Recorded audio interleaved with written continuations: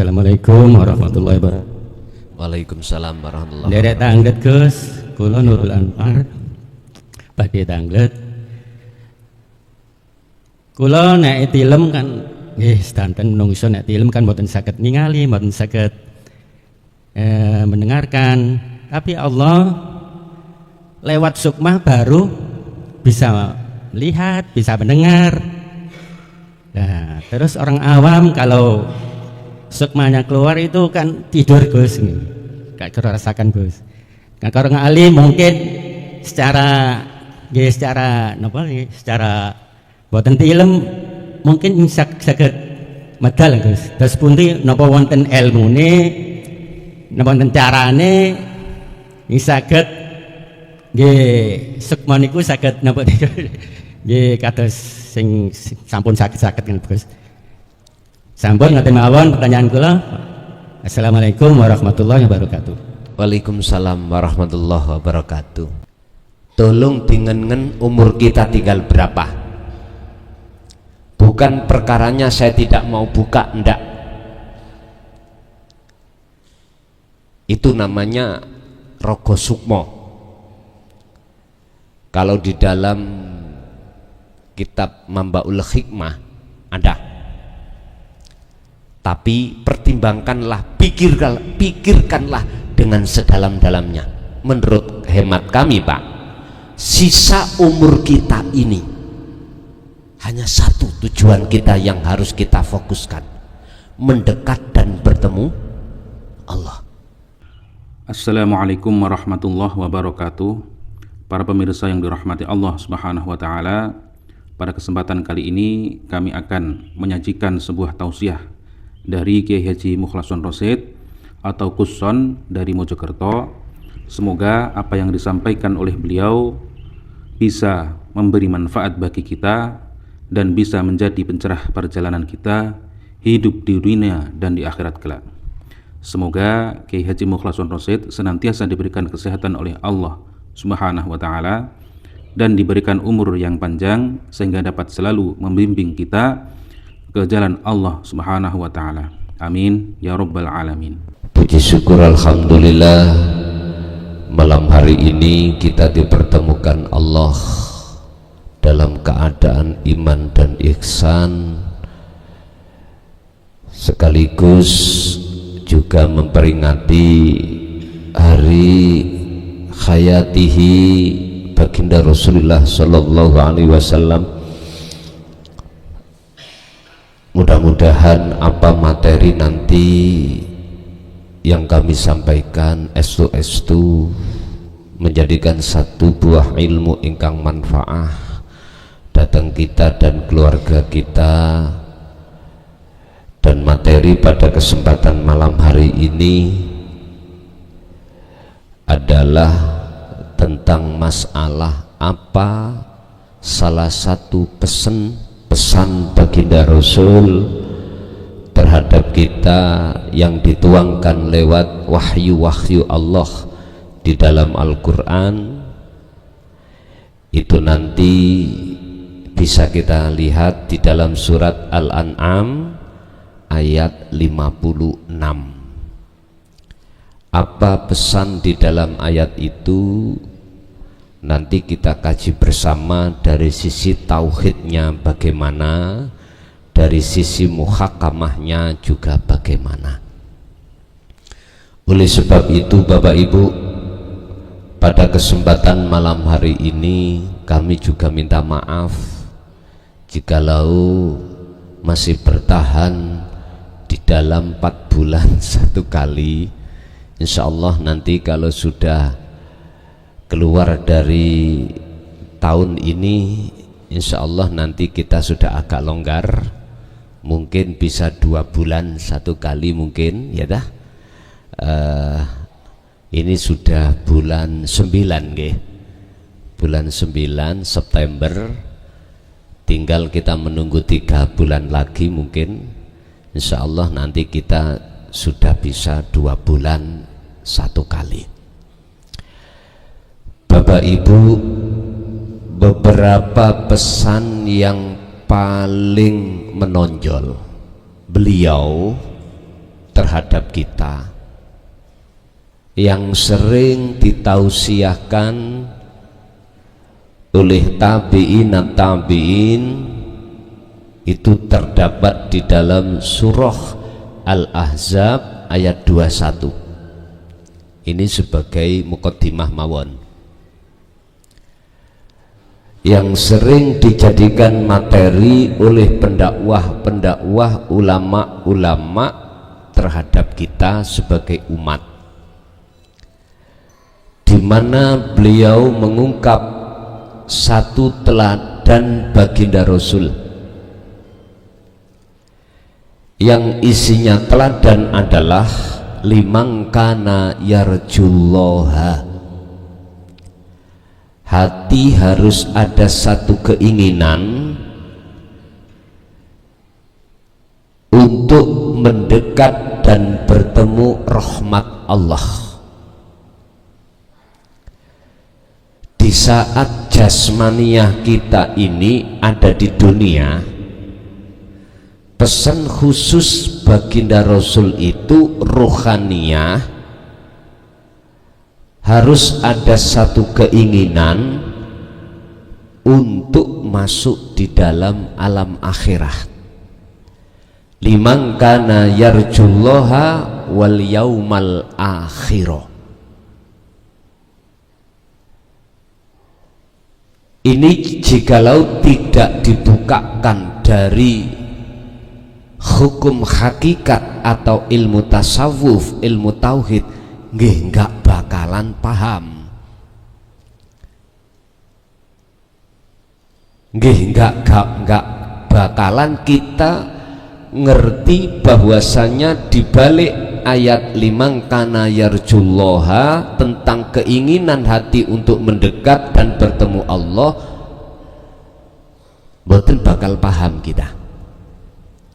Tidak akan kita itu bisa mengambil makna yang sebenarnya di dalamnya. Kebanyakan itu berbicara tentang ayat ini untuk wal yaumal akhirah itu besok, kalau sudah kita mengalami proses yaumil maut, terus lagi yaumi yub'ats, yaumi barzah atau yaumi yub'ats, hari dibangkitkan, terus yaumil qiyamah. Setelah itu baru ketemu namanya alam akhirat. Bapak Ibu hadirin jamaah rahimakumullah,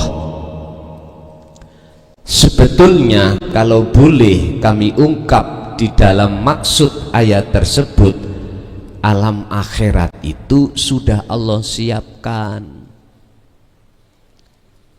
Sebab maksud daripada Al-Qasas 77 wabtaghi fima atakallah daral akhirah, ini sudah ada, karena ini adalah perintah. Memang kalau di dalam ayat liman kana yarjullaha tidak semerta-merta langsung jenengan wajib ada satu keinginan, enggak. Tapi kalau ayat 77 surat Al-Qasas langsung wabtaghi, raihlah fima atakallah, apa yang sudah Allah siapkan, berupa apa? Darul akhirah. Berarti sebelum munculnya kata perintah, alam akhirat itu sudah Allah siapkan. Sebab munculnya kata perintah itu sebelumnya yang diperintahkan itu sudah ready. Misalkan Pak Panitia nyumanggaake gula digenggen ngunjuk, berarti sebelum memerintahkan unjukannya, minumannya sudah disiapkan. Sama, cuman bagaimana cara kita itu jasmani ada di dunia, ruhani ini bisa masuk ke alam itu loh, gitu loh. Dan ini Mengapa terkesan disembunyikan? Saya juga nggak tahu, tapi faktanya gitu kok. Tapi sedikit jikalau kami diizinkan untuk mengurai, karena ini proses ruhaniyah, bukan proses jasmaniyah. Seperti baginda Rasul ketika beliau masih ada di dunia, ada perintah Isra dan Mi'raj. Lah, ini kan Mi'raj adalah beliau menghadap pada Allah. Makanya secara tidak langsung sebetulnya kita sebagai umat, bagaimana caranya untuk menteladani baginda Rasul, terutama di surat Al-Ahzab ayat 21 tadi. Ada satu keinginan hati ruhaniyah untuk mendekat dan bertemu Allah. Ternyata Bapak Ibu, banyak di antara kita ruhaniyah atau hati terasa jauh Allah itu, terasa jauh. Yang dekat adalah perkara selain Allah. Contoh saya, di dalam hati saya ada yang kami sukai, kami cintai selain Allah. Berarti itu yang kami sebut sebagai pacar baru. Apa? Di dalamnya macam-macam. Ada itu istri, ada itu anak, ada itu harta benda. Minan nisa wal banin wal qanatiril muqantarah. Inilah Bapak Ibu, tatkala hatiku jatuh pada percintaan terhadap selain Allah, maka hati saya, jiwa saya dikatakan jiwa yang terasa jauh kepada Allah. Sehingga jangan heran kalau saya melakukan sholat, hatiku tidak bisa khudur datang Allah badan sakit. Karena yang dekat di dalam hati saya adalah di antara tiga hal tadi. Pertanyaan saya, sampai kapan kita seperti ini hati kita? Sampai kapan? Nunggu kematian? Itu hak panjenengan, kami tidak bisa untuk menyalahkan. Kami hanya menuangkan, memberikan nasihat terkait bagaimana caranya jenengan iki mencintai Allah di atas segala-galanya. Bagaimana hati sampean itu mencintai Allah di atas tiga hal tadi, hubbus syahwah tadi, minan nisa wal banin wal qanatiril muqantarah, dengan maksud supaya jenengan kali kula niki estu menaruh cinta terhadap Allah di atas segala-galanya. Kuncinya apa untuk bisa sampai di situ? Dalam Al-Ahzab terakhir dikatakan wa dzakarallaha katsiron. Niki kuncinya, Pak.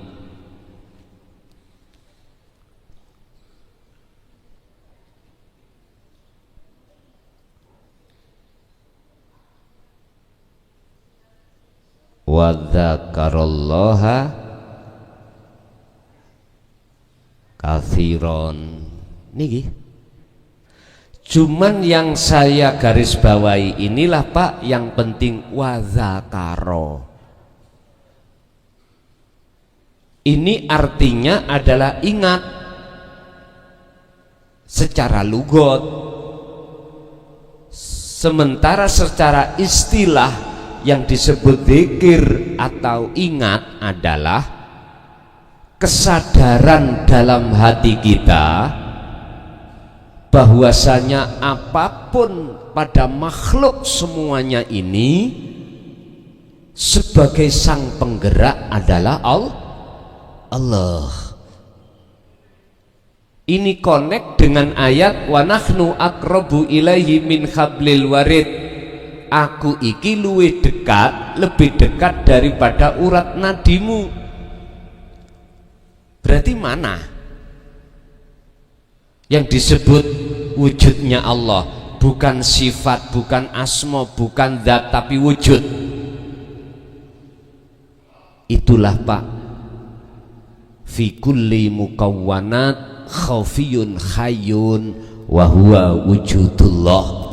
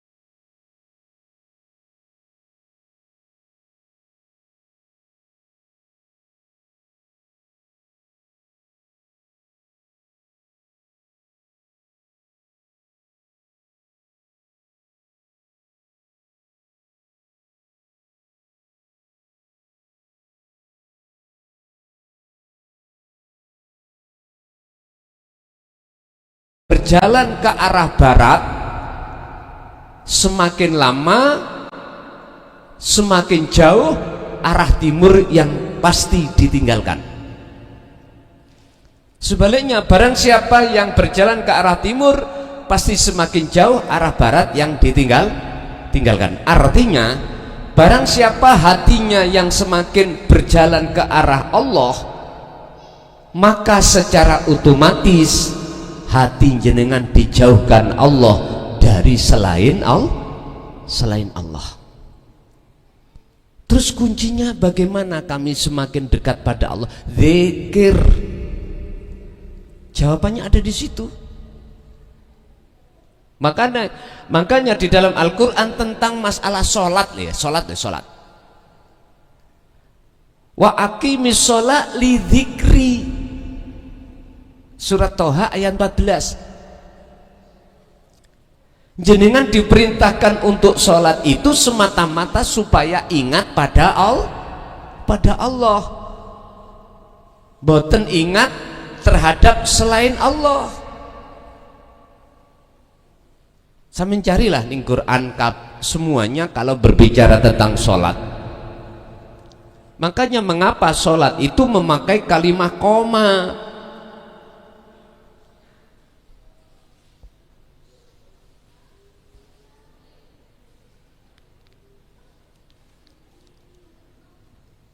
Pure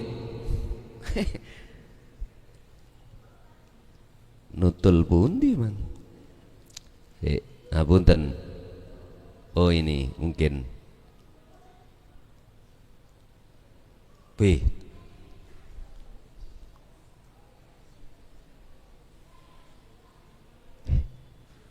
Koma tidak fa'ala. Ada apa dengan koma? Padahal mengikuti wazan fa'ala. Koma asluhu fa'ala ala waznin ala koma asluhu qawama ala waznin fa'ala. Ada apa? Ternyata Bapak Ibu, koma ini tidak hanya melakukan secara fisik saja, akan tetapi ruhaniyah, hati.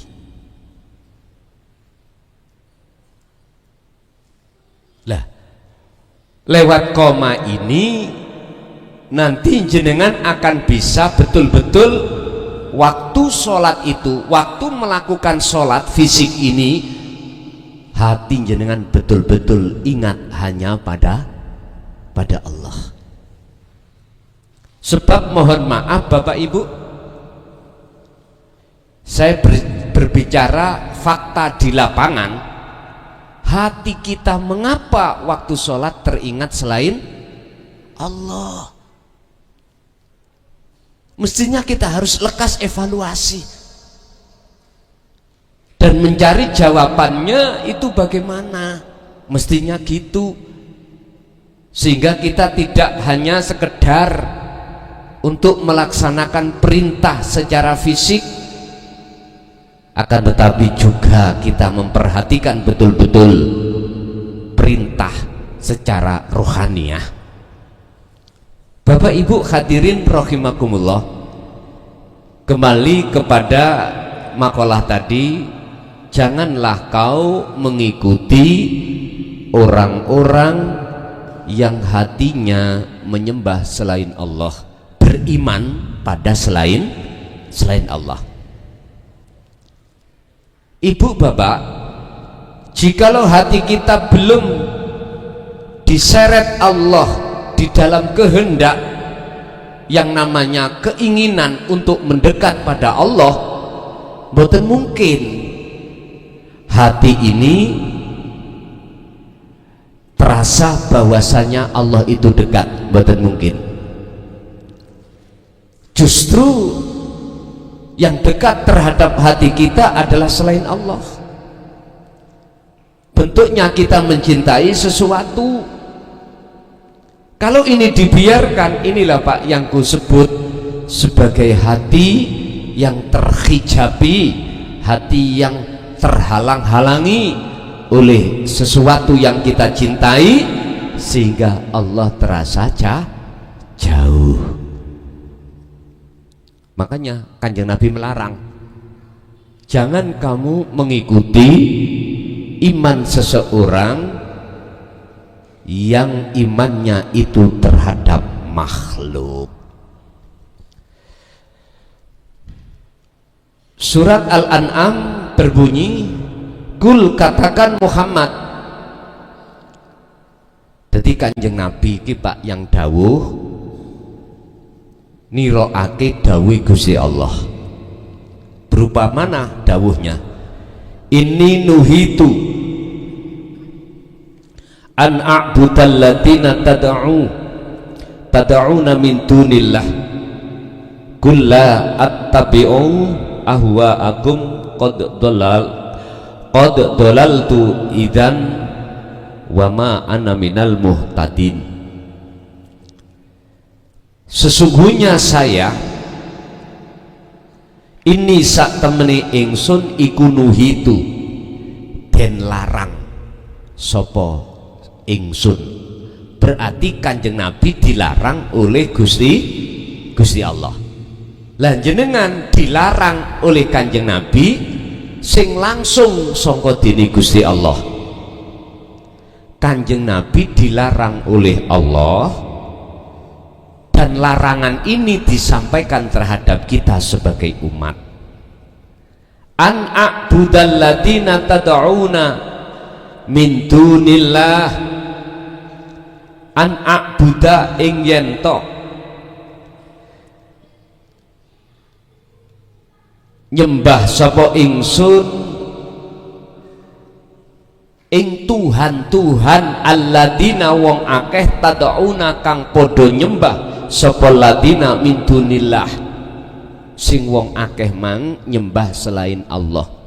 Aku dilarang oleh Allah untuk tidak boleh menyembah apa sembahan-sembahan orang yang selain Allah. Ini Kanjeng Nabi dilarang oleh Allah langsung. Berarti ayat ini juga untuk kita. Untuk kita. Pertama. Kedua, qul la attabi'u, katakan Muhammad, la attabi'u, lattabi'u, ojo sampak mengikuti sira Muhammad ahwa akum ing piro-piro keinginan mereka. Apa Pak keinginan mereka? Ngajak nang Kanjeng Nabi untuk bercinta, beriman terhadap selain Allah, sing kula sebut tiga tadi. Hubbus syahawah isinya adalah garwa, anak, harta benda. Niki di dalam surah Ali Imran dikatakan wa zuyyina linnasi hubbus syahawah minan nisa wal banin wal qanatiril muqantarah. Dunya brono bisa jadi sandang pangan dan papan. Bukan perkarane jasmaniah tidak boleh, monggo jasmaniah. Yang tidak boleh itu ruhaniah kita yang mencintai tiga hal tadi Bapak Ibu. Mboten angsal. Mungkin kalau boleh saya katakan disebut hubbus syahawah.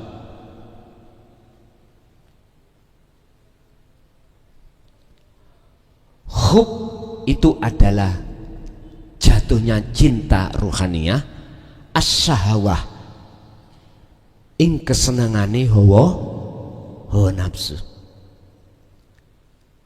Isinya apa?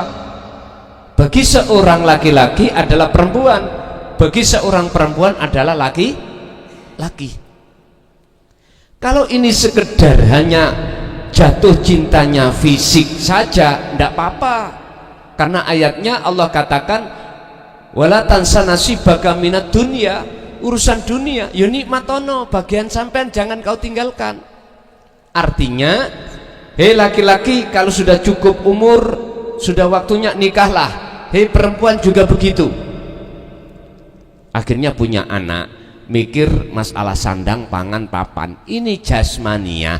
Akan tetapi ruhania sampai dilarang untuk bercinta terhadapnya. Cintailah Allah yang ada di dalamnya. Itu maksudnya seperti itu. Bapak Ibu hadirin rahimakumullah.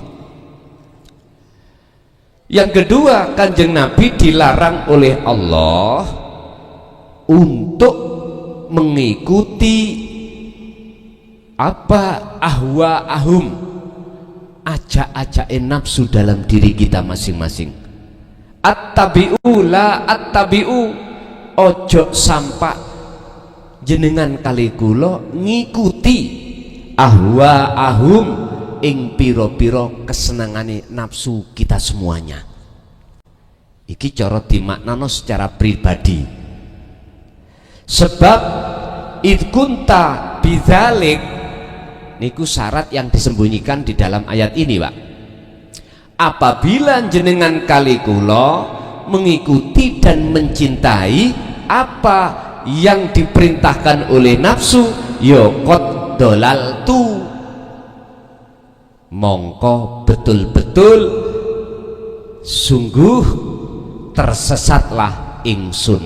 Iki Kanjeng Nabi. Qad dalaltu, jikalau aku mengikuti nafsuku atau orang-orang yang mengajak saya untuk menyembah terhadap selain Allah, maka aku betul-betul orang yang tersesat.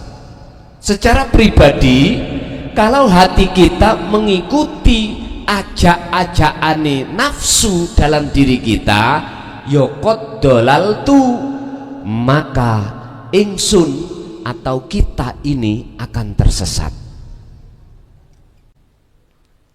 Sing tersesat iku rohania kita. Bentuknya mana? Kita di zona gelap terhadap Allah. Hati kita akan terhijabi oleh sesuatu yang kita cintai tadi, hubus syahwah tadi, sehingga Allah terasa jauh. Berarti tetanda jiwa kita qad dalaltu, ngoten lho maksude, kami tersesat ini. Idzan dumadaan wa ma ana lan ora ana utawi ingsun kita ini, Pak, iku minal muhtadin, sehingga kita itu bukan termasuk golongan orang yang dapat petunjuk. Maksudnya berarti kita golongan jiwa ini, hati orang yang tersesat. Sehingga mohon maaf, ini pahit Pak, tetap saya katakan, saya berlaku ibadah apapun Pak, baik murni maupun tidak murni, tetap hati saya menghadapnya itu tidak pada Allah yang sebenarnya. Karena nggak ada rasa di dalam hatiku bahwasanya Allah dekat, dan juga tidak ada rasa di dalam hatiku bahwasanya yang menggerakkan saya seluruh apapun yang terjadi itu Allah. Nggak ada kesadaran hati saya di dalamnya ini yang seperti ini, nggak ada. Inilah salah satu tanda bahwasanya ruhaniyah kita dalam keadaan tidak baik-baik saja. Anehnya ini nggak kita pikir, padahal dalam salah satu ayat Az-Zumar 54 Allah mengingatkan terhadap kita, wa anibu ila rabbikum, lekaslah kau kembali padaku, jangan mengikuti nafsu yang ada di dalam dirimu. Sebab jikalau kau mengikuti nafsu dalam dirimu, kamu tambah jauh terhadapku. Lakukanlah ini min qabli ayyatiyakumul azab, lakukan sebelum kematianmu itu datang. Makanya mengapa Pak kebanyakan yang mau nerima ajaran tauhid itu kita yang sudah berumur tua, karena merasa kita sudah ambu lemah. Makanya luar biasa bagi saya, terutama di Perum ini, kita yang umur di bawah 50 sudah berpikir sampai di situ. Sudah berpikir, Pak, Bu, mohon maaf, kalau kita bicara sholat di dalam Quran niku wajib khusyuk Pak, wajib sampai ini hadir ngersani Allah. Nggak ada satupun di dalam ayat apapun jikalau menjelaskan tentang sholat itu memakai kalimat fa'ala, nggak ada. Mesti memakai kalimat qoma. Waqumu lillahi qanitin. Laksanakanlah, jagalah sholat ini dalam keadaan hatimu khudur, khusyuk kepada Allah.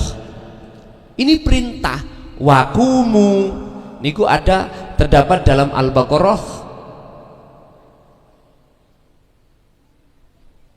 Al-Baqarah ayat 238. Waqumu lillahi qanitin.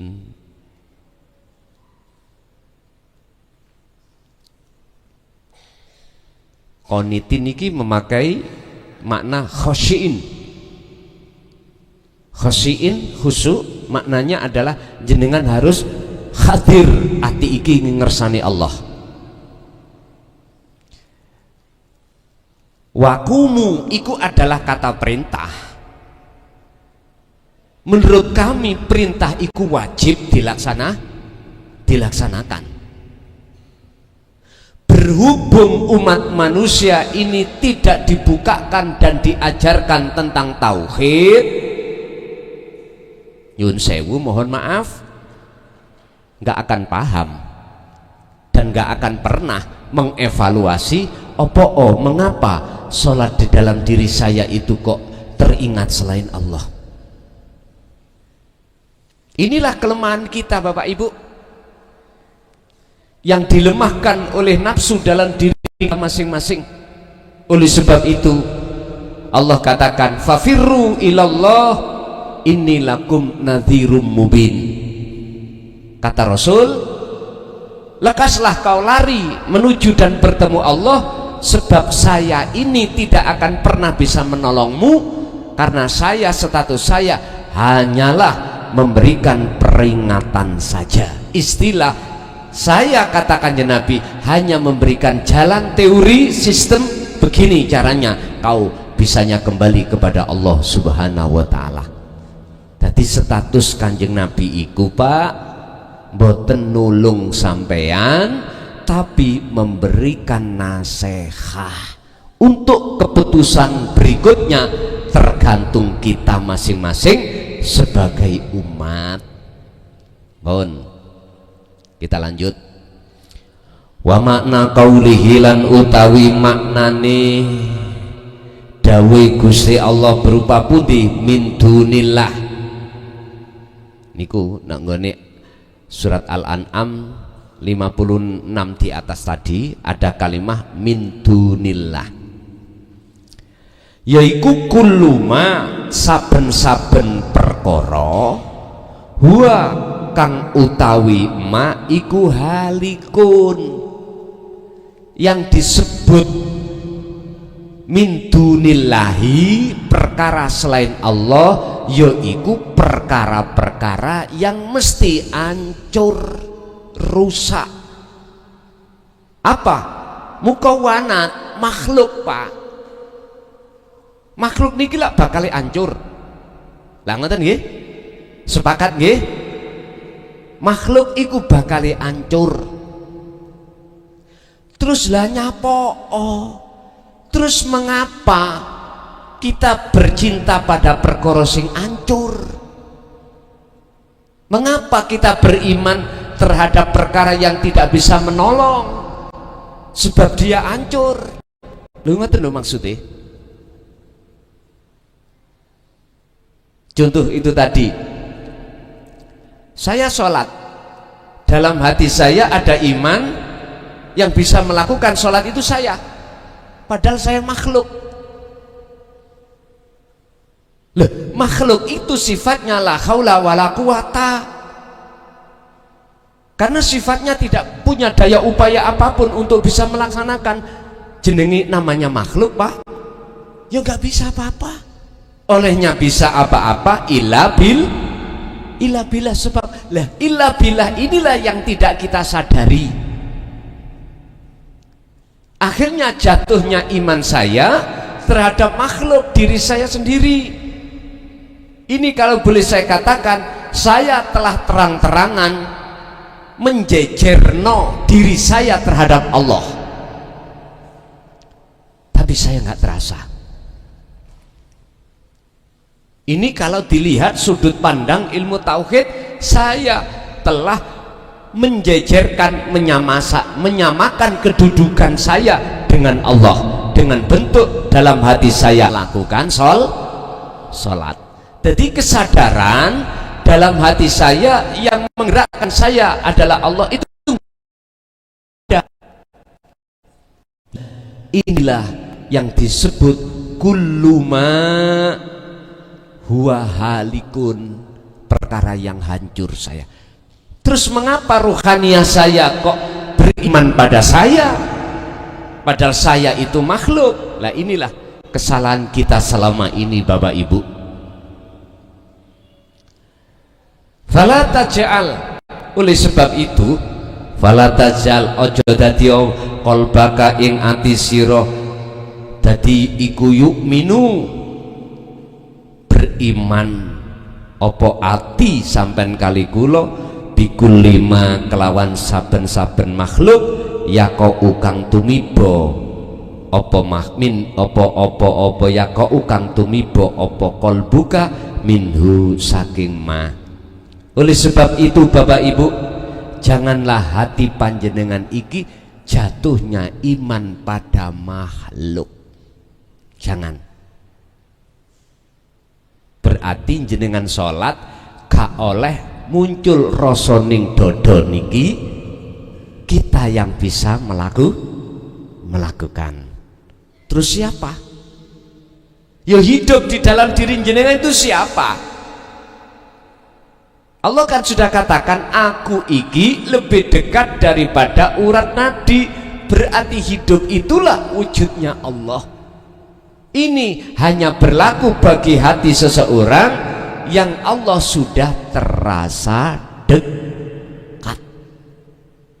Tapi yang namanya hidup bagi kita yang belum merasa Allah itu dekat, belum bisa berlaku Pak. Undang-undang ini belum bisa. Mesti kita yang mengakui kalau kita yang bisa melakukan. Pun satu, wal muradu lan utawi kang den karepake biqaulihi kelawan dawe Allah, wala tattabi'u ahwa'ahum, iku maksude la tattabi'u, aja padha mengikuti sira kabeh ahwa'ahum ing pira-pira hawa nafsu sira kabeh. Iku adatul qalbi, kebiasaane ati. Ati sampean kali kula niki asale kebiasaan ngeten. Al mukmini kang beriman fitawajjuhi ing dalem madhep ila ghairillahi maring sakliyane Allah al wahidi kang esa. Kita gak boleh mengikuti apa bisikan nafsu di dalam hati kita.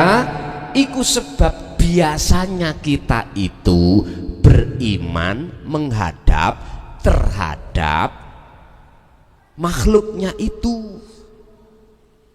Oleh sebab itu jangan kau ikuti bisikan di dalam nafsumu, dalam hatimu tentang nafsu iki, sing nafsu iku disuruh lan memaksa terhadap kita untuk supaya kita ngaku. Jangan kau ikuti bisikan-bisikan itu. Ini Bapak Ibu, dalam hati manusia itu ada bisikan dua. Pertama minallah, yang kedua minas syaiton. Niki, ini yang kami sebut di dalam kitab hikam itu jenenge khotir, bisikan yang ada di dalam hati kita. Macam dua. Pertama bisikan dari Allah. Mana bisikan yang bersifatkan hati mendorong untuk mengembalikan bahwasanya sumber semuanya dari Allah, maka inilah bisikan dari Allah yang dilewatkan warid, yaitu malaikah di dalam hati jenengan. Ini tandanya. Yang kedua, bisikan minas syaiton. Apapun yang dibisikkan yang sifatnya itu adalah jenengan disuruh ngaku-ngaku bahwasanya sumber persoalan itu datangnya dari makhluk. Sebuah contoh secara fakta di lapangan dohir, jenengan iki tahu kalau sampean iki melakukan sholat, terus neng dodo sampean kali gulo dipaksa nafsu untuk mengakui kalau ini sholat sampean, maka inilah salah satu bentuk di dalam hati kita terkait diri kita telah kena bisikane syaiton. Sekarang di luar kita, misalkan Pak, jenengan iki pas duduk-duduk di depan rumah, terus ada anak sampean itu, mohon maaf lu ya, niku entah iku kesandung, entah bagaimana, akhirnya menjatuhkan sebuah barang, akhirnya barang itu rusak. Taruh aja yang namanya gelas. Nafsu itu besik nang ati sampean supaya beriman, yang bisa menjatuhkan adalah anak.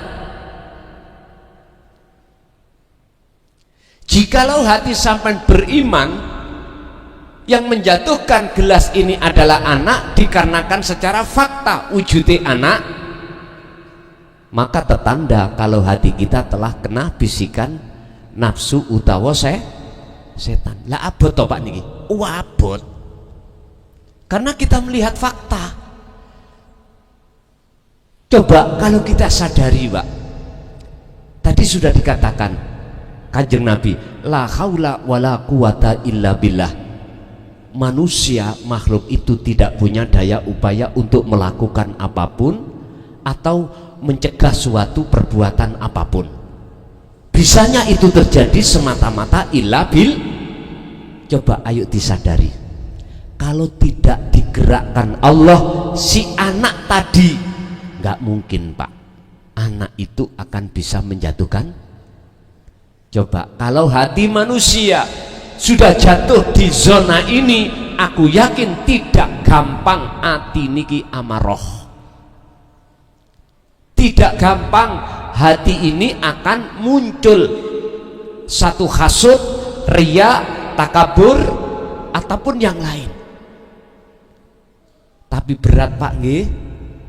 Berat. Mengapa berat? Karena musuh kita langsung hawa nafsu. Ingat kata Rasulullah ketika saat sudah menyelesaikan seluruh peperangan, beliau bersabda tentang masalah jihadul akbar. Besok itu ada umatku peperangan yang terberat, terbesar. Ternyata inilah jawabannya, memerangi hawa nafsu. Ternyata kemanapun nafsu itu selalu mengiting kita dan mendorong hati kita untuk supaya tidak beriman pada Allah, biar beriman terhadap makhluk. Nyun sewu, tadi saya katakan ini berat dan tidak semudah kita membalikkan telapak tangan. Tapi ada ayat Pak yang Allah katakan, surah Al-Ankabut ayat 5, Allah katakan, barang siapa di antara hambaku yang berkeinginan untuk mendekat dan bertemu aku, maka satu, pasti kuselamatkan dari pengridune nafsu. Yang kedua, aku berjanji dalam waktu yang sudah aku tentukan bertemu terhadapku. Niki Allah berjanji. Sehingga waqala aidan wala ta'asu fi raikhillah, janganlah kau berputus asa walaupun berat seperti itu dalam rangka untuk memerangi hawa nafsu. Ingat, rahmatku akan tetap menunggumu. Kuncinya di mana? Kembalilah ke surat Al-Ahzab, kuncinya di dzikir. Pundi wau? Ilang ya? Kuncinya ada di dzikir.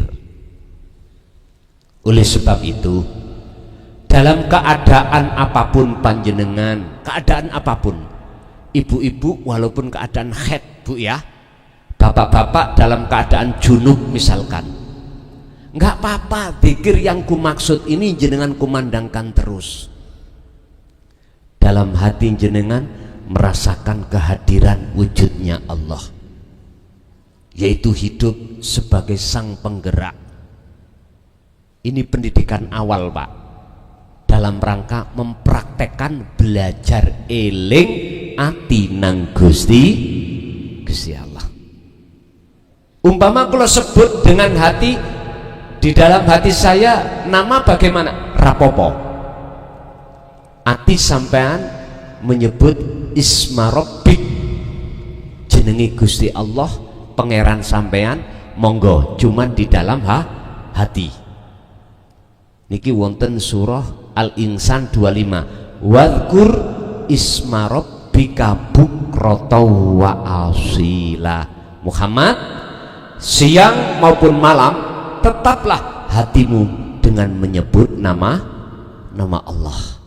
Iki nek cara di dalam kelompok utai kumpulan thariqah disebut dzikir sir. Lah rasa tadi kelompok di dalam hukum hakikat disebut dzikir sirul asrar. Tadi sir itu maknanya rahasia, tapi sirul asrar, di dalam rahasia ada rahasia lagi. Makanya boten diucap sirul asrar, tapi dirasa. Al-khulasatu utawi ringkesan iku min khilali ta'limi tauhid. Niki solusi iku setengah saking lewat belajar ilmu tauhid.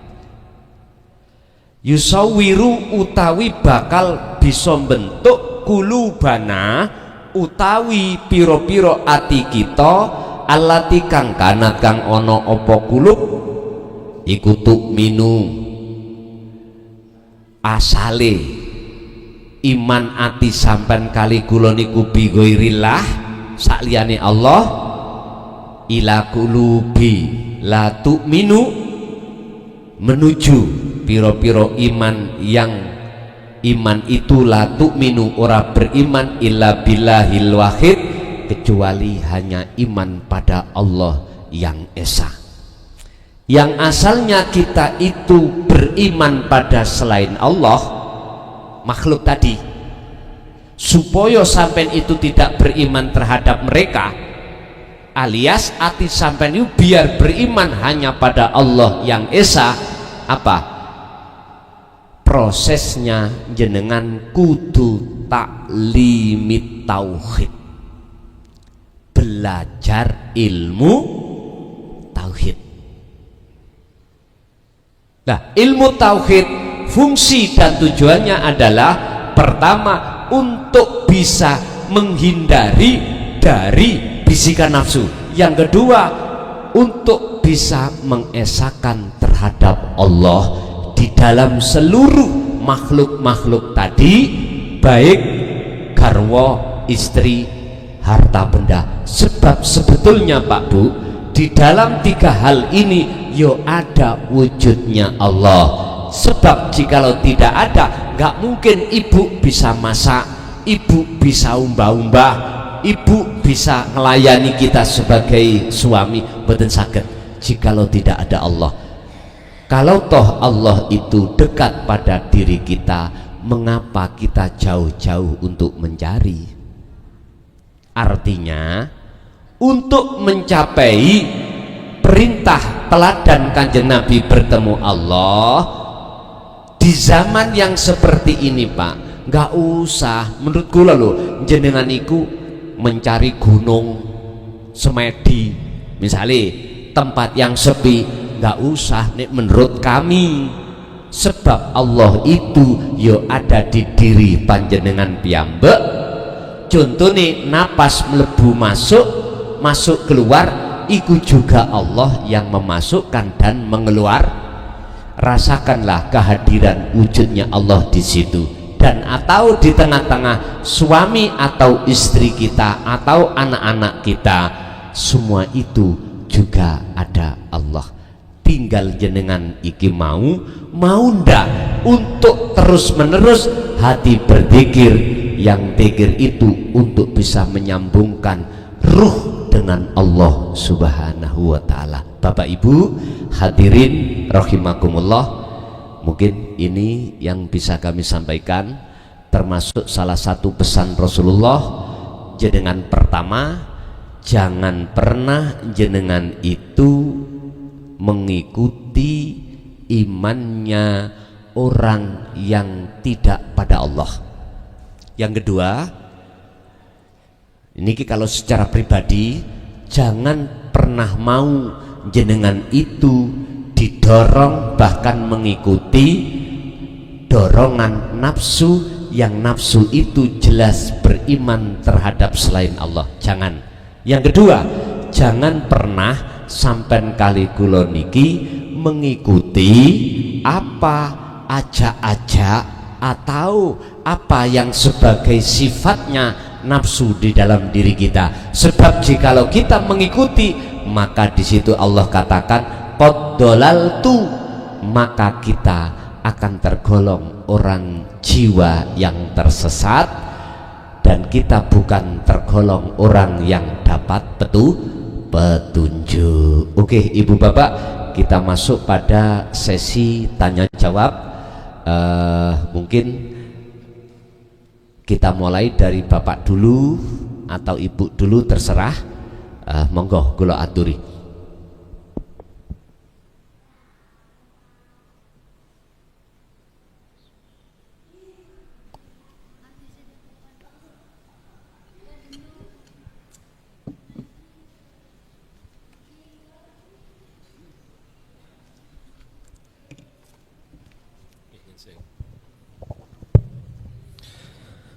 Bismillahirrahmanirrahim. Assalamualaikum warahmatullahi wabarakatuh. Pangapunten Yai, kula Fajar badhe nderek tanglet salah setunggalipun ayat ingkang sering kawula mireng saking panjenengan, Al-Kahfi 100 doso Yai. Faman kana yarju liqa'a rabbi falyamal amalan sholihan wa la yusyrik bi ibadati rabbih ahada. Napa angsal memaknai ayat ini bahwa apapun yang kita lakukan, apapun yang kita kerjakan, kemanapun yang kita tuju, niku niate medui Allah dengan wasilah sifat-sifate Allah.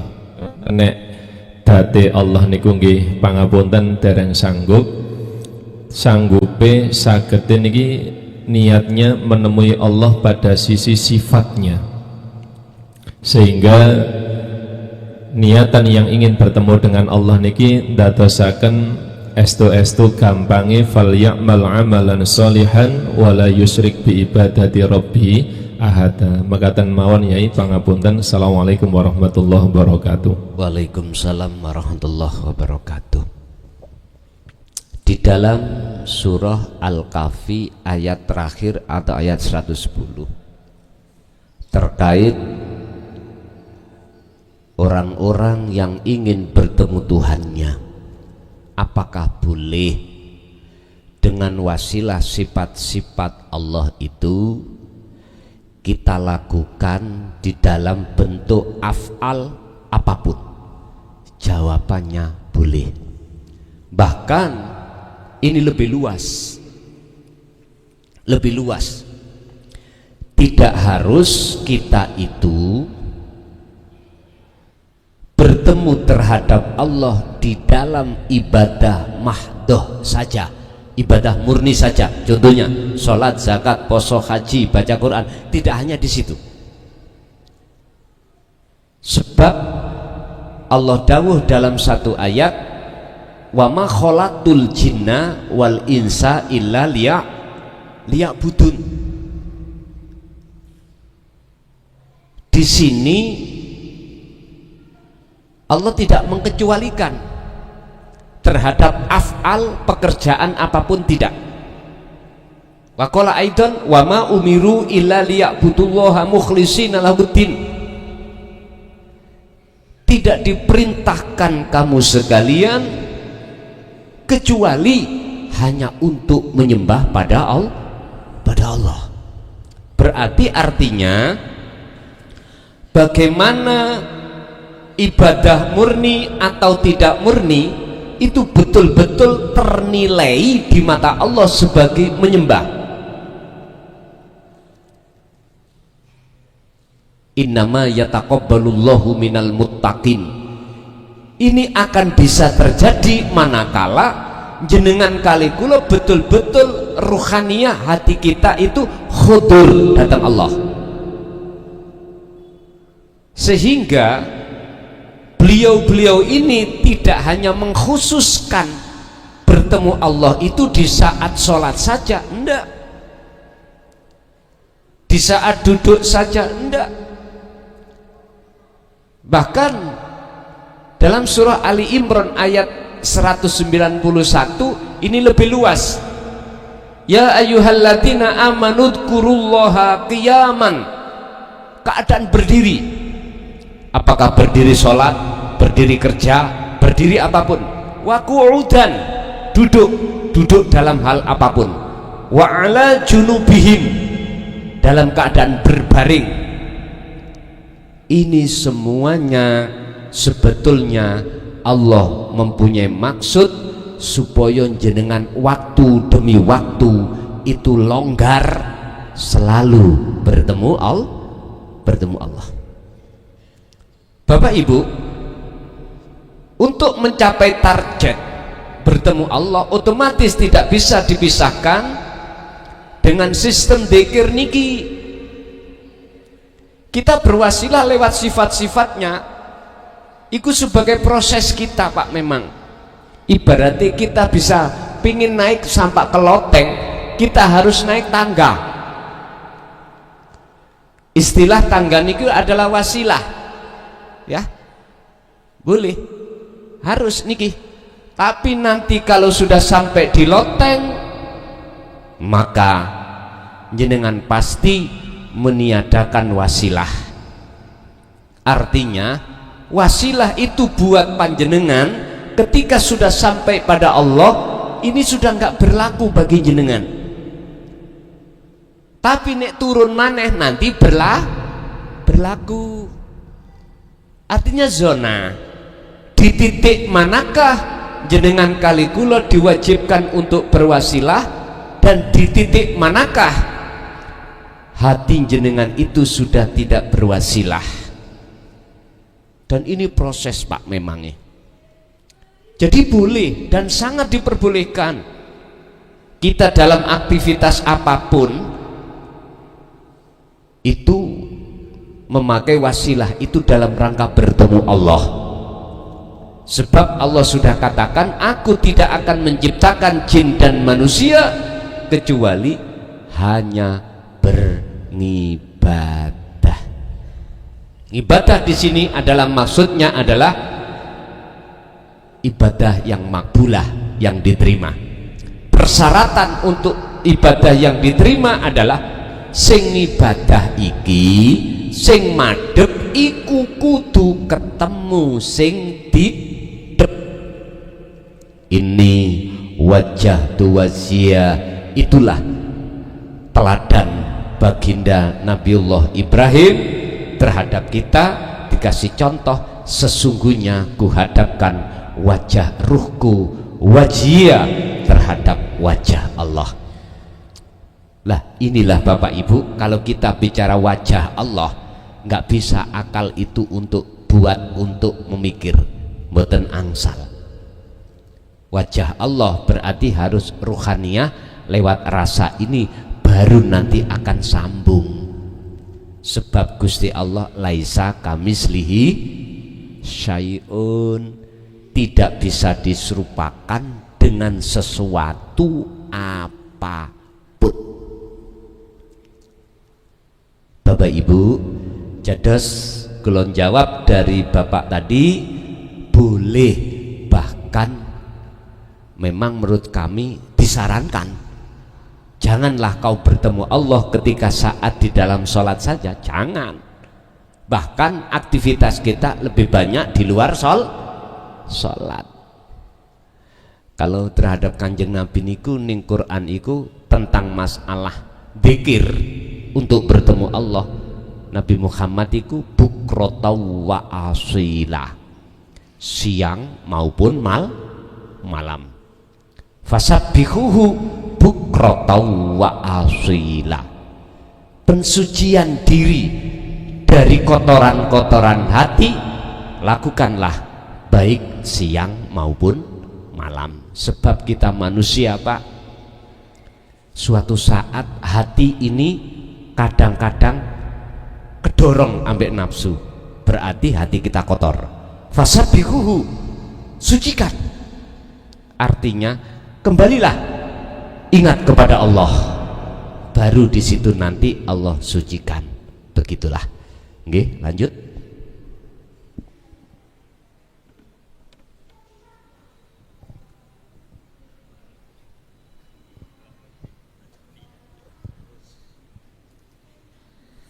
Assalamualaikum warahmatullahi wabarakatuh. Waalaikumsalam warahmatullahi wabarakatuh. Nderek tanglet Gus, niki ten Al-Qur'an surat Al-Bayyinah. Bismillahirrahmanirrahim. Innal ladzina kafaru min ahlil kitabi wal musyrikin fi nari jahannam khalidina fiha ulaika hum syarrul bariyah. Sungguh orang-orang yang kafir dari golongan ahli kitab dan orang-orang musyrik akan masuk ke neraka jahanam, mereka kekal di dalamnya selama-lamanya. Napa niki maksudnya terus pundi niki nyuwun Ahli kitab itu. Nggih, ahli kitab, yang orang ahli kitab niki. Nggih, nggih. Kami akhiri assalamualaikum warahmatullahi wabarakatuh. Waalaikumsalam warahmatullahi wabarakatuh. Apa bentuk wahyu Allah, sepahit apapun akan kusampaikan dan ku terangkan. Urusan diterima atau enggak diterima seluruh umat itu bukan urusan saya. Ini tinggal kami mengambil tafsir mana, muhakamahkah, mutasabihakah, syariatkah, hakikatkah. Kalau kafaru musyrikun itu maklum, gitu, maklum. Ahli kitab ini yang bagaimana? Kalau bahasa kacamata syariah, orang-orang yang ahli kitab yang dimaksud pinter dalam hal kitab, sing kitab iku maksudnya di luar Al-Quran, apa? Taurat, Jabur, Injil. Yang kitab ini, mohon maaf ya, ini pandangan syariat. Ahlinya di sini, tapi keabsahan, keaslian kitab ini sudah dirubah. Itu disebut ahli kitab, diturut kacamata syariat. dia mengartikan apa yang di dalam beberapa kitab ini tidak sesuai aslinya wahyu Allah, tidak sesuai. Sehingga mengapa kitab suci di dalam umat manusia itu diturunkan Allah sampai 4 kali. Pertama Zabur, kedua Taurat, ketiga Injil, terakhir Al-Quran. Apakah tidak sempurna wahyu Allah di Zabur kok muncul Taurat? Apakah tidak sempurna Taurat kok muncul Injil? Urusan ganti-ganti umat. Mengapa yang namanya kitab itu kok ya juga kan ganti? Bapak Ibu hadirin rahimakumullah, ini pahit Pak, tapi tetap saya sampaikan berdasarkan tujuan mengapa Al-Quran itu diturunkan untuk menyempurnakan kitab-kitab yang sebelumnya, yang sesudahnya apa sebelumnya? Yang sebelumnya, bukan perkaranya yang sebelumnya itu belum sempurna, cuman oleh tangan-tangan yang hatinya berkepentingan nafsulah, akhirnya kitab ini diubah-ubah. Terima gak terima, monggo. Saya katakan dengan apa adanya. Udah, sekarang saya bicara kacamata hakikat. Siapa sih ahli kitab ini? Orang yang alim dalam pandangan ilmu syariah, tapi tidak mengerti pandangan ilmu tauhid. Mohon maaf nggih. Mohon maaf, sepahit apapun harus saya katakan.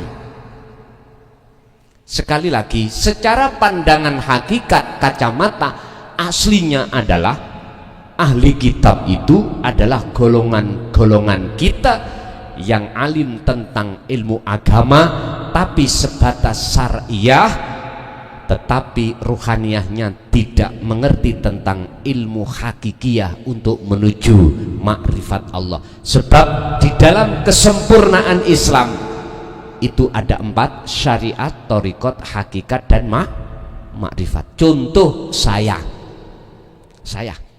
kok dikatakan saya itu termasuk golongan orang-orang di situ tadi surat Bayyinah, musyrik, kafir, ngeten Pak. Pandangan hakikat baru bisa ketemu. Umpama saya ini dikatakan wong ahli kitab karena bisa maca Quran. Dikatakan ahli kitab bisa mengerti isi-isine Quran. Wis, contoh saya saja, contoh. Terus di dalam hati saya itu merasa saya makhluklah yang bisa. Inilah ahli kitab. Contoh saya tidak mencontohkan orang lain. Contoh saya, kalau ini kubiarkan Pak, otomatis ning dodo kula sing muncul seneng dipujo orang lain. Akhirnya saya gila dengan pujaan orang karena saya merasa orang alim. Wes, akhirnya yahjubuhum biulumihim, Allah akan menutupi hati saya dengan ilmu tadi. Wes, ada lagi ahli ibadah yang disebut al-ubad. Saya rumah saya cedek Pak banget dengan masjid. Tiap saat dan waktu saya hadir pertama kali di masjid setiap waktu. Nyun sewu, satu sisi saya juga megang pondok, nggih maca kitab ning kono. Orang sekampung saya mengatakan saya ahli ibadah karena nggak pernah saya itu sobo kafe, nggak pernah. Memang faktanya nggak pernah saya. Sobo saya itu tiap hari tiap saat ada di masjid, kalau tidak di masjid di majelis taklim. Loh, orang lain mesti menilai saya ahli ibadah. Terus dalam hati saya merasa saya yang bisa melakukan itu, berarti saya telah menyamakan diri saya pada Allah, tapi nggak terasa saya. Loh, inilah yang disebut ahli kitab atau ahli ibadah. Mungwae hanya secara syariat dikatakan golongan musyrik, secara hakikat hati saya kemasukan syirik khafi, lembut banget.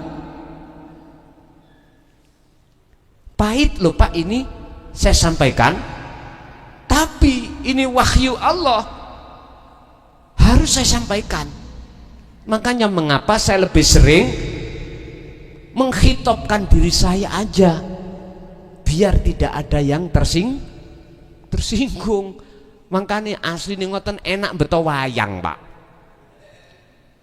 Dalang nih lho ya, wis pewenak iku. Masalahnya apa sing dicontohno iki wayange. Jadi wayang jenenge si A si B si C, enak, aman. Tapi posisi seperti saya harus katakan sepahit apapun itu. Jadi ahli kitab contohnya saya tadi loh Pak Bu. Apa sebab saya kok selalu merasa beriman kalau saya yang melakukan? Karena saya merasa jauh terhadap Allah. Mengapa jauh? Karena saya termasuk anak buah iblis. Ngaten lho iku, anak buah nafsu. Ini tetap saya sampaikan, urusan wis ojo oleh ngaji alhamdulillah. Ya niku sing kula goleki kok. Memangnya diringanno berarti kula diringanno. Tapi sing jelas saya tidak punya maksud apa-apa Pak. Cuman satu maksud saya, supaya jenengan iki cegak lari di tempat aja. Tentang belajar ilmu, belajar praktek, tidak hanya praktek secara jasmaniah saja, biar juga praktek secara rohani. Sebab besok jenengan ketika meninggal sing kembali kepada Allah rohaniah. Jasmaniah sampai kali kula dari tanah kembali ke tanah. Ini kalau jenengan sadar, aku yakin berarti ini apa yang saya emban, saya bawa terhadap oleh-oleh terhadap jenengan, iki bentuk penyelamatan ruhaniah hati kita masing-masing. Ini kalau sadar. Allahu waliyul ladina amanu yukhrijuhum minadz-zulumati ilan nur. Dari kegelapan kita akan menuju terang benderang manakala di dalam hati kita imannya hanya pada Allah. Tapi walladzina kafaru auliya'uhumut taghut yukhrijunahum minan nur ilaz zulumat.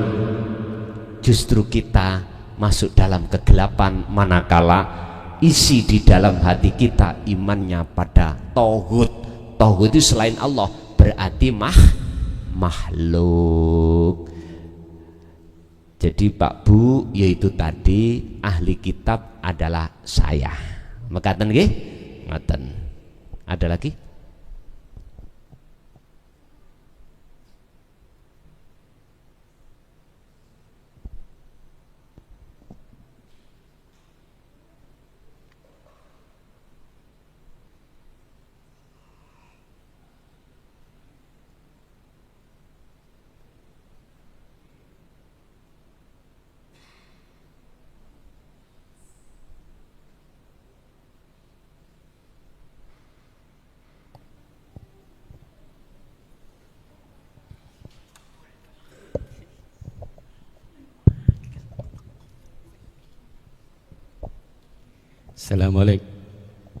Assalamualaikum warahmatullahi wabarakatuh.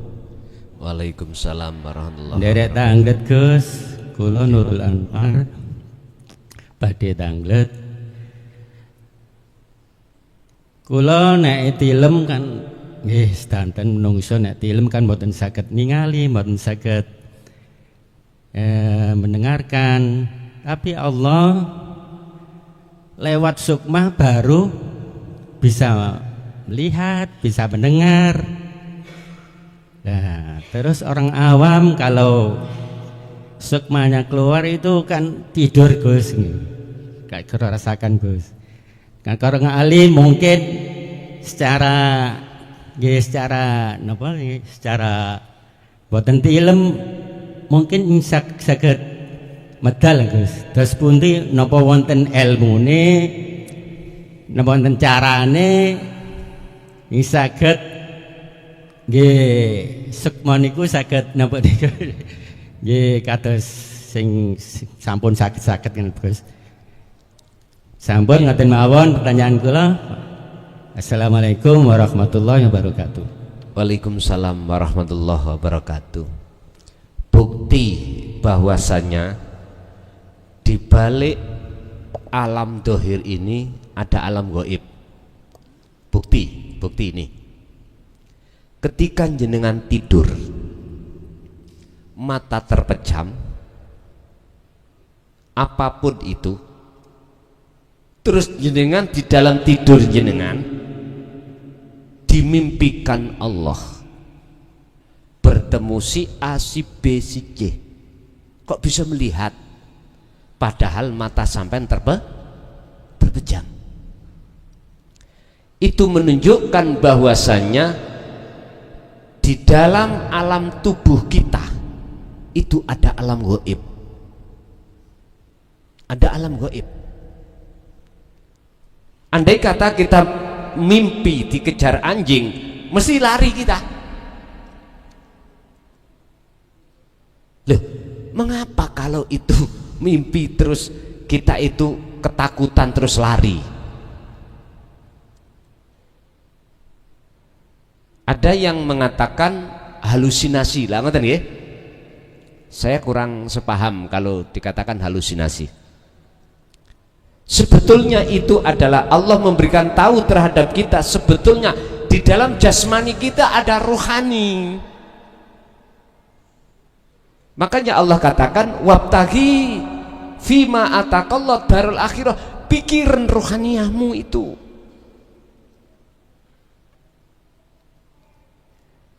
Sesuai dengan apa yang dipertanyakan Bapak tadi, apakah ada ilmunya? Walaupun kami tidak tidur, itu ruhaniyah atau roihan itu bisa melakukan seperti itu, ada Pak. Tapi jenengan jangan cari-cari. Tolong dengan umur kita tinggal berapa.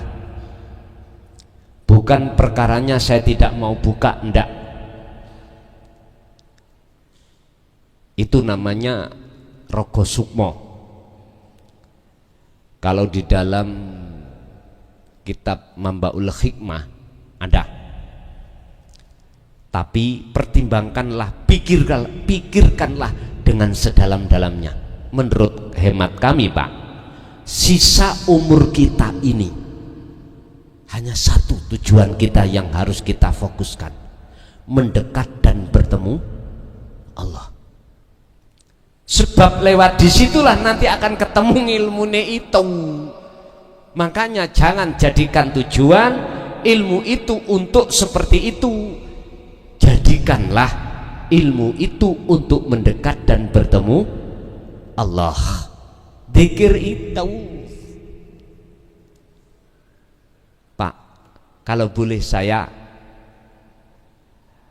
praktekkan ya. Kita ini jasakan di dunia, ya toh? Oke, saya taruh ini langkah pertama. Sebelum langkah pertama itu langkah 0. Berarti sebelum 1 ada 0. Nol ini ditempati siapa? Ruh. Al-A'raf 172. Keadaan ruh sampai niku dulu sudah bertemu Allah. Berarti sudah ada alam kesucian. Fitrah niku, kefitrahan ruhaninya sudah pernah ngalami. Cara Nabi Adam pernah di surga. Lah gitu. Sebelum beliau ada di dunia loh Pak ya. Jenengan kali kula nggih sami, ruhaninya itu di alam surga. Ning singgasarane Allah. Alastu birabbikum? Qalu bala. Loh, ini kan bentuk kalau jenengan pernah bertemu Allah. Al-A'raf 172. Ini berarti langkah kosong. Artinya kosong, jiwa ruhani yang jenengan belum terkontaminasi dengan syahwatut dunia. Setelah itu kita melangkah pertama, alam dunia ini kita dilahirkan. Ruh itu sudah berjanji sebelum ke dunia itu, sudah berjanji pada Allah yang berupa tidak akan menyembah, tidak akan jenengan bercinta, tidak akan ruh ini, jiwa ini menyembah selain daripada Allah. Akhirnya sampai jawab, bala, betulkah aku Tuhanmu?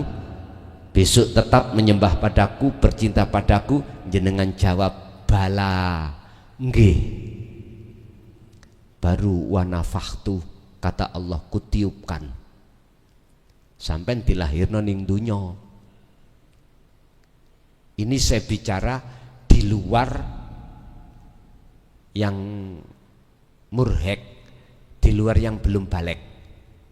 Nek kalau belum balik niki fitrah tasian ruhaniyahnya fitrah pada Allah. Jenengan kali kula sing wis dewasa niki lho. Jenengan kali kula yang sudah punya anak, punya istri, inilah kita. Dalam langkah pertama berarti ruhaniyah posisi ning alam dunya.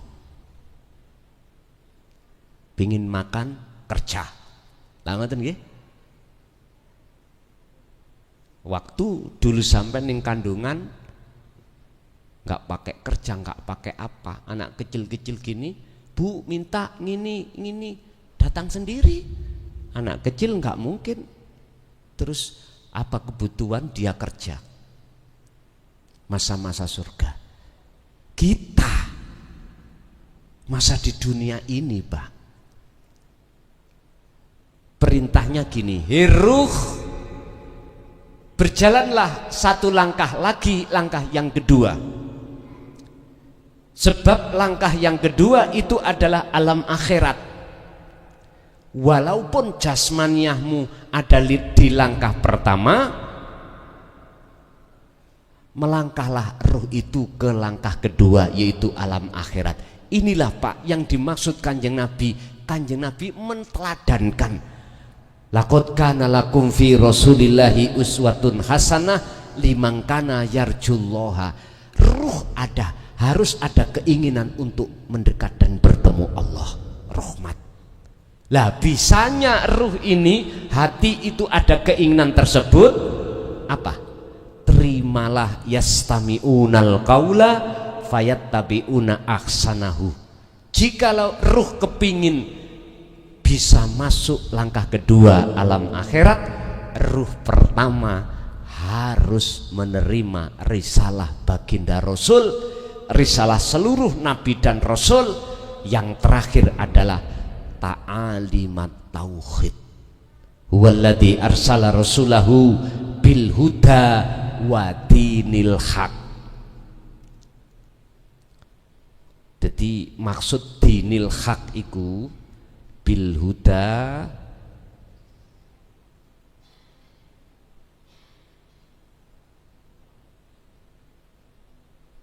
wa dinil haq. Din iku agama, hak ai dinut tauhid, iku maksudnya gitu. Agama sing lurus, agama sing bener iku ya iku agama sing didik tentang tauhid. Tauhid iku ilmu sing kanggo didik ruhaniyah supaya bisa mengesahkan dateng Gusti Allah. Niki langkah pertama, wajib ini diterima. Akhirnya dibahaskan tentang zikir dan lain sebagainya. Sehingga saya ini Mbak menyampaikan sistem aja, muter-muter ilmu, masih sebatas ilmu teori. Untuk betul-betul jenengan iku bisa ruh tinggalkan alam dunia, masuk ke alam akhirat. Langkah kedua, jenengan wajib melakukan kholwat. Praktek dzikir wau lho Pak, niku namine kholwat. Jenengan belajar untuk merasakan kehadiran wujudnya Allah, itu disebut kholwat. Dalam keadaan dan posisi apapun, itu namanya kholwat. Langkah yang seperti inilah nanti akan bisa untuk sampai ruhaniyah iki tinggalkan jasmaniyah, masuk ke alam akhirat. Lah, terjadinya itu nanti bagaimana? Itu urusan Allah. Sebab ada kalanya ketika jenengan kholwat sholat, kholwat dzikir dengan duduk, jenengan iki diperlihatkan Allah alam kasab terkait proses keluarnya ruh. Akhirnya sampai tahu, melihat. Orang lain tidak melihat, tapi sampai diperlihatkan Allah. Gini itu kadang ada yang takut Pak. Takut pikirannya engko nek isok balik. Nek gak isok balik, bagaimana anakku, bagaimana istriku, suamiku dan sebagainya. Pak Bu, jenengan iki sudah dikatakan disebut salik. Siapa salik? Seseorang yang Allah perjalankan mendekat dan bertemu Allah. Jenengan gak usah wedi. Ati sampean iku oleh wedi sebab didorong nafsu, digoda, dikongkon balik. Niku nafsu.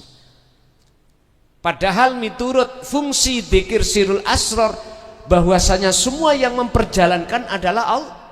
Subhanalladzi asra bi 'abdihi lail, termasuk Rasulullah.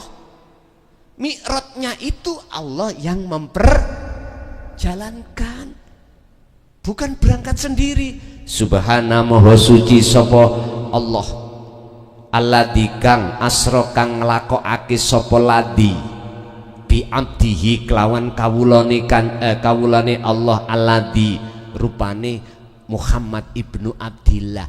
Berarti Kanjeng Nabi mboten mi'raj sendiri, tapi diperjalankan dening Allah. Itu ayat itu loh, Al-Isra ayat 1. Lah, saran saya, oke lah jenengan itu ada keinginan, kemauan bagaimana caranya jiwaku bisa keluar atau sukmoku bisa keluar seperti orang-orang yang sudah ngerogoh sukmo, tidak hanya di posisi dalam keadaan duduk bagaimanapun. Nek menurut kula, jangan pernah jenengan ngaji tentang tauhid dan praktek ngelmunya disebut kholwat, ini punya maksud jenengan itu seperti itu. Jangan. Karena ini ranah Allah, wilayah Allah sudah. Jenengan kali kula cuman diperintahkan untuk berzikir. Urusan nanti jadinya dalam perjalanan bagaimana, Allah udah wa aslimu lahu, serahkan pada Allah. Makanya untuk tawakal, untuk menyerahkan diri bisa dengan benar kalau jenengan ini sudah memegang dzikir yang kumaksud itu, baru saged Pak. Kalau tidak, nggih susah. Ingat, ada makalah di dalam kitab hikam, bila mana Anda ingin natijahnya itu benar, bidayahnya kudu benar. Artinya, jikalau jenengan menginginkan suatu keinginan itu sukses benar, maka jenengan awalnya bidayah itu kudu benar. Artinya apa? Wis, sekarang saya tidak membicarakan tentang keinginan selain Allah, enggak, khusus keinginan terhadap bertemu Allah. Ini si salik, disebut salik, punya keinginan dalam hatinya untuk bertemu Allah. Bidayahe iki sampean bandani dulu ketika Solo, tawakaltu Allah, wajib gitu Pak, serahkan semuanya apa Solo sampean iki terhadap Allah. Artinya tondo-tondo kalau sampean iki tawakal, ati sampean wis gak ngendel-ngendelno sulut sampean, wirid sampean, ndak, krono sampean kali kula sudah melepaskan, nggak bisa suluk sendiri, nggak bisa dzikir sendiri pun sampean serahno semua, olehnya bisa suluk, olehnya bisa dzikir, itu sebab sumbere sangka Gusti. Loh, benar, ini masih ada dua, tapi seiring berjalannya waktu cahaya makrifat itu mesti Allah nyalakan. Akhirnya jenengan tadi rumongso dzikir sebab didzikirno Allah iku hilang, fana ini.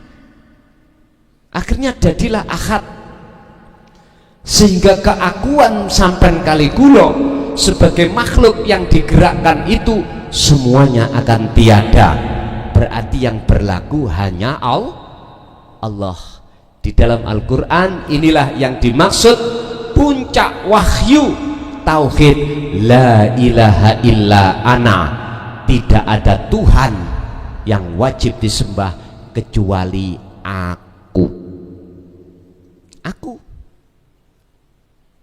Kalau kita di posisi salik kan ada aku, ada ana, ada ana, ada anta.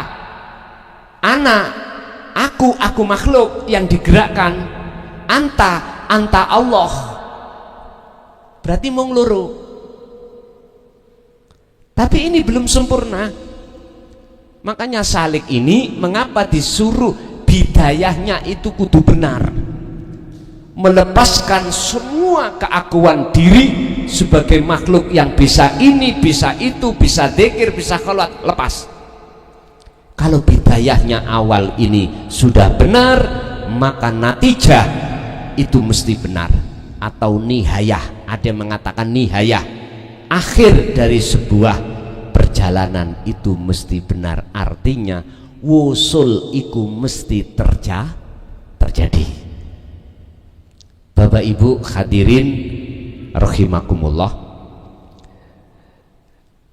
dados ngelmu sing sampean maksud iku ada, ya iku dzikir, tapi jangan diartikan untuk bisa ngrogo sukmo. Cukup satu aja, kita satu titik, mendekat dan bertemu Allah. Urusan itu nanti, ini termasuk kasaf. Urusan kasaf ini nanti dibukakan Allah, itu urusan Allah, bukan urusan kita. Karena semuanya ini adalah wilayah Allah. Kita cukup diperintahkan berzikir. Alhamdulillahirrabbilalamin. Demikianlah tausiah dari Kiai Haji Mukhlason Rosid, yang mana beliau adalah pengasuh Pondok Pesantren Jaya Baru yang terletak di daerah Mojokerto, Jawa Timur. Tepatnya yaitu ada di Kecamatan Bangsal, Desa Sumbertebu, Jalan Perjuangan, Gelonggongan. Beliau adalah ulama sufi, ulama tauhid yang mengajarkan ilmu-ilmu tauhid dan tasawuf, yang mana dalam ilmu ini juga berkaitan dengan ilmu leluhur Jawa yang mengutamakan ajaran kebatinan atau ilmu ruhani. Dan ilmu tasawuf tauhid ini mengajarkan supaya manusia tidak tersesat nantinya. Tahu sejatinya diciptakan itu harus bagaimana, dan ketika sudah meninggal harus ke arah mana jalannya. Semoga apa yang disampaikan oleh beliau Al-Mukarram Kiai Haji Mukhlason Rosyid benar-benar bisa memberi penerangan bagi kita yang buta akan pengetahuan dan gelapnya perjalanan untuk menempuh ke jalan Allah Subhanahu wa ta'ala. Demikian, semoga bermanfaat. Wa'afu minkum. Wassalamualaikum warahmatullahi wabarakatuh.